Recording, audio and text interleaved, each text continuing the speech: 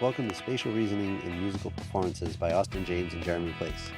For a musical performance, not only are copious amounts of rehearsal necessary, it is also very important to have an understanding and the ability to apply good and sometimes creative spatial reasoning skills. To demonstrate how musicians apply spatial reasoning skills, we will examine the processes a band goes through in order to successfully complete a performance. What is spatial reasoning, you ask? Spatial reasoning is the ability to perceive, understand, and reinterpret the spatial relationships among two or three-dimensional objects. The first step in getting a band to a performance is to load all of the microphones and stands, cables, speakers and speaker stands, mixing board, amplifiers, instruments, and of course the musicians. There is a good amount of trial and error involved in figuring out how to fit everything and everybody into the space available. It's like a real-life game of Tetris. Once you have arrived at the venue where the performance will take place, you have to assess the space available. It is important to know approximately how much area the musicians and their respective instruments require. Next, you have to make sure there is still adequate room for all of the gear. If there isn't, the band may have to make some adjustments to their performance space.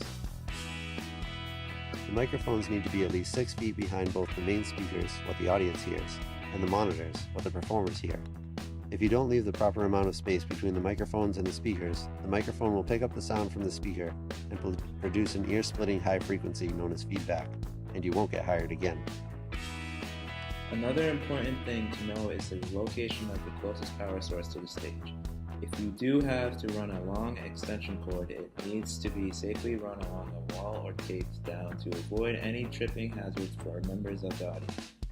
Similarly, all on-stage cables should be run together in one path to the mixing board to ensure the performance safety. To clear as much performance space as possible, microphone cables should run from the front of the stage in a wide arc to the left or right and back to the mixing board. Now that you have an idea of where everything needs to go, it's time to bring in all the gear and place it accordingly.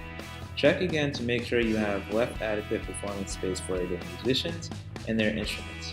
Take into account any of your fellow musicians' quirky habits and or performance shenanigans when checking your assessments. Using both speakers and microphones, make sure your stage area is facing the audience. To ensure that the audience is not getting blasted by the speakers, take into account the height of the stage as it relates to the level of the average audience member's ears. Then adjust the height of the speakers accordingly.